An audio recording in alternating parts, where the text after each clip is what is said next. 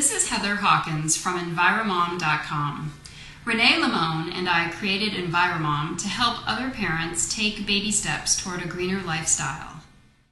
Today we're going to demonstrate a couple of different ways to compost your fruit and vegetable scraps. Composting is important because organic material like food and yard debris releases methane into the air when landfilled. Methane is a gas that is far more toxic to the environment than carbon dioxide, so it is important to minimize its effects any way we can. Here we are in my kitchen. My family uses a stainless steel kitchen compost pail with 2 carbon filters in the lid to keep the stink factor at a minimum. We keep it under the sink so our kids have easy access.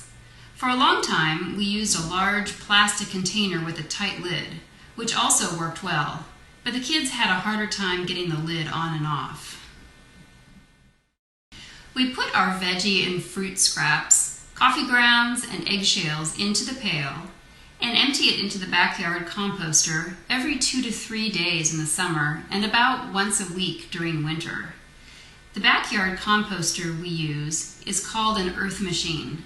We simply dump the food scraps in, add an equal amount of brown matter like dead leaves, and give it a stir.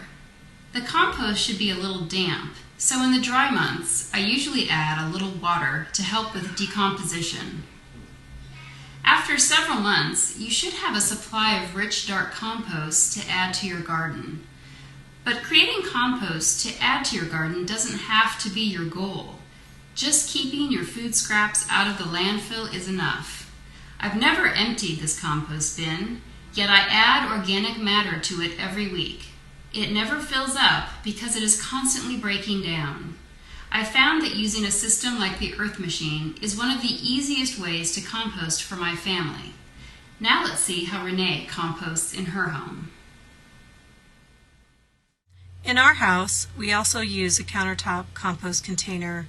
It's about 1 gallon in size, and we fill it up every few days. Once the compost bucket is full, it goes out to the backyard. Sometimes we put it in a little can on our back deck if we don't want to dig that day. So by the weekend, we usually have a few bags of ready-to-compost food scraps. We find a nice place in the garden, dig a hole, chop up the food scraps into smaller pieces so they compost faster. Then fill the hole back up, and that's it, you're done. What we like about this composting method is that it works in our small yard. There's no smell or flies. The worms and microbes do all the work underground.